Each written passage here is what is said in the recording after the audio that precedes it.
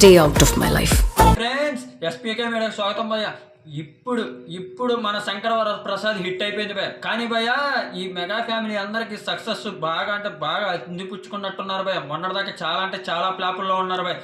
ఇప్పుడు మొన్నటికి మొన్న హరిహర వీరమల్లుతో చాలా అంటే చాలా పెద్ద ప్లాపే ఎదుర్కొన్నారు భయ్య పవన్ కళ్యాణ్ గారు. దాని మీద వచ్చిన విమర్శలు కానీ దాని మీద వచ్చిన ట్రోల్స్ కానీ చాలా పెరిగిపోయినాయి భయ్య. దాని తర్వాత వచ్చిన ఓజీ మాత్రం బిగ్గెస్ట్ హిట్ కొట్టేసింది భయ్య. మన శంకర వరప్రసాద్ ముందుకు కూడా చిరంజీవి గారికి చాలా అంటే చాలా ప్లాపులు ఉంటాయి భయ్య. దాని తర్వాత వచ్చిన మూవీ ఇప్పుడు 400 కోట్ల దాకా కలెక్షన్ చేసేసింది భయ్య. ఇంకా పోతే మన రామ్ చరణ్ గారిది గేమ్ చేంజర్ మూవీ రాబోతుంది భయ్య. ఆ గేమ్ చేంజర్ మూవీ చాలా అంటే చాలా పెద్ద ప్లాపే ఎదుర్కొంది భయ్య. చాలా మంది విమర్శలు ఎదుర్కొన్నారు, చాలా ట్రోల్స్ జరిగినాయి భయ్య. కానీ భయ్య ఒక్కరంటే ఒక్కరు రామ్ చరణ్ గారి యాక్టింగ్ గురించి కానీ ఒక్కరు కూడా విమర్శ చేయలేదు భయ్య. రామ్ చరణ్ గారి యాక్టింగ్ మాత్రం రోజు రోజుకి పెరిగిపోతానే ఉంది భయ్య. ఇప్పుడు పెద్ద మూవీతో వచ్చి పెద్ద హిట్టే కొట్టబోతున్నాడు భయ్య. నాకు తెలిసి బిగ్గెస్ట్ హిట్ కొట్టబోతున్నారు భయ్య రామ్ చరణ్ గారు.